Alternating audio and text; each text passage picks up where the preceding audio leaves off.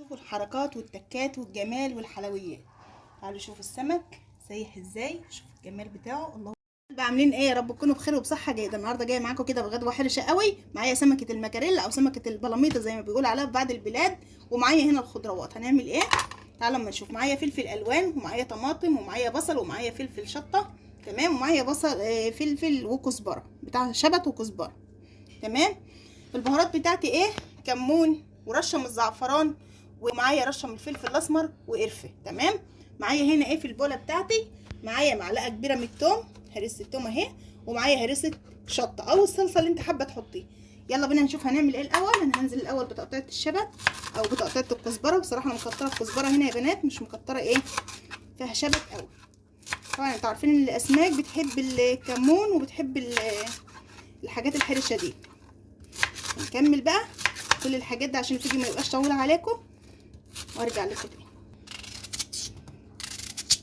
خلي الشرايح بتاع الخضار يا حبايبي قليله كده، ما تبقاش الخرطه كبيره قوي، يعني بالسمك كده كده كويسه قوي اهي، رفيع، شرايح رفيعه تستوى فيها بقى وتبقى ايه حاجه لوز. اللي ما جربش يجرب. بسم الله. طبعا وحشتوني قوي قوي وتعليقاتكم وحشتني، يا ريت كده تخشوا وتشجعوني بلايكاتكم وكومنتاتكم الجميله، متحرمش منكم ابدا. احلى اخوات واحلى عيله. الفتره اللي فاتت يا بنات كان عندي حاله اكتئاب وملل ملهاش حل، بس بصراحه يعني ربنا يبارك كل اللي دخل ليا كده وقال لي جدعاني ونزل لي الفيديوهات بتاعتك. ربنا يبارك لكم يا رب، واشوفكم في احسن صحه وفي احسن حال. احلى اخوات طبعا. هخلص يا بنات كل الكميه بتاعتي دي وهرجع معاكم تاني. بقطع السمك كله يا حبايبي اهو. طبعا السمك جاي طازه وجميل. لو لقيت السمكه دي قلبها اسمر، لان بعد الناس بتبيعها طبعا ما بتبقاش جايه طازه يعني.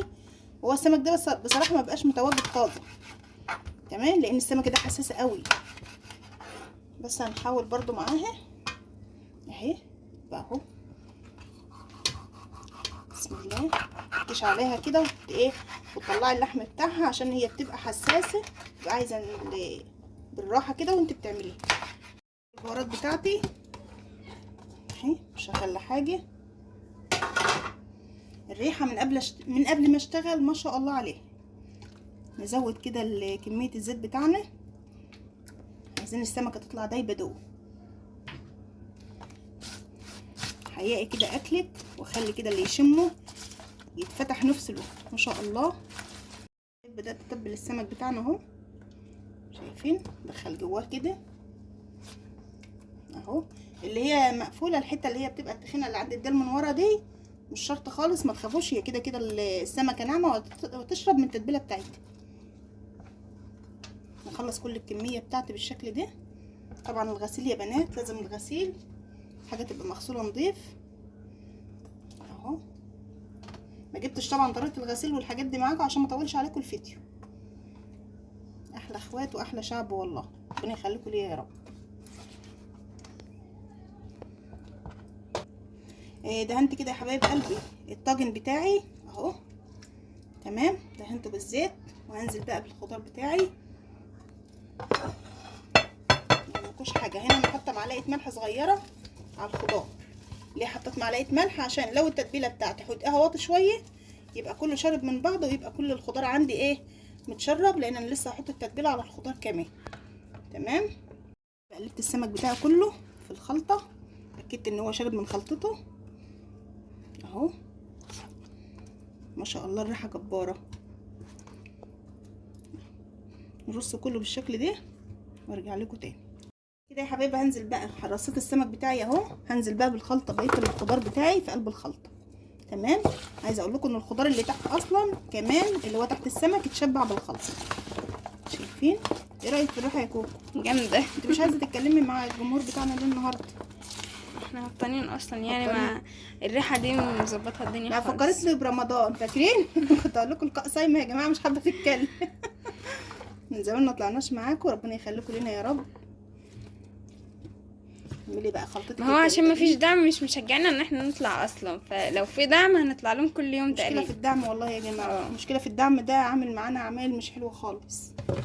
بنبقى عايزين نقوم نصور بس بصراحه بنحبط لان مفيش مشاهدات زي ما انتم شايفين. متقلقوش يا جماعه لو الخضار ده كتير، طبعا لما ينزل الفرن هيخس كل الخضار ده وهيبان السمك معاه. او طعمه بقى مع الرز يبقى جامد جبار. الصراحه. بتخيل الموقف كده مش قادره يا تخيلوا جماعه. المنظر صح؟ تخيلوا. فاكره الفراخ بالخضار يلقاء؟ نفس الشكل برضه يعني. كانت فظيعه. هدخلها بقى الفرن يا بنات، والنار بتاعتها هبقى مخليها وسط، لا هي عاليه قوي ولا هي واطيه قوي، عشان السمك بتاعي يتشرب من الخضار والخضار يدوب كده والسمك يدوب ويبقى حاجه ملهاش حل. تمام. انا حابه اسيبه كده 10 دقايق ولا حاجه على الرخامه يتشرب من الخلطه بتاعته والخضار كمان يشرب من الملح بتاعه والخضار ينزل ميته. هسيبها كده 10 دقايق ولا حاجه وبعد كده هشيلها احطها في الفرن، وزي ما انا قلت لكم على نار هاديه، بلاش نعلي الحاجه عليها النار وبعد كده نندم ان الحاجه ما استوتش معانا. خضارنا هيستوي وسمكنا هيستوي يبقى حاجه زي الفل. اوريكم الابداع والجمال والحركات والتكات بتاعت الشيف ام لقاء. الله اكبر علي، الله اكبر علي. شايفين الرز ده؟ الرز ابو بصله اهو، عملته كده بحركات جديده وتكات جديده مش هقول لكم عليها دلوقتي، لازم اعمل لكم الرز ده في فيديو لوحده. خطير يا جماعه خطير. اعملوا عزومه كده على الرز ده وعلى السمك، حاجه كده تشرفكم قدام ضيوفكم. شوفوا الحركات والتكات والجمال والحلويات. تعالوا شوفوا السمك سايح ازاي، شوفوا الجمال بتاعه، الله اكبر. واللحمه عامله ازاي دايبه فيه. ودي يلقاء كده نوريهم واحده كمان. شايفين يا جماعه؟ شارب من الخلطه بتاعته، الخضار دايب، الصوص بتاعها روعه، حاجه كده ما اقولكوش. لو عجبكم الفيديو بتاعي حطوا له لايك بقى وما تنسوش الشير مع اصحابكم. وشكرا طبعا لكم كلكم، كل اللي بيدعموا قناه ادم ولقاء، الف شكر لكم. يلا سلام.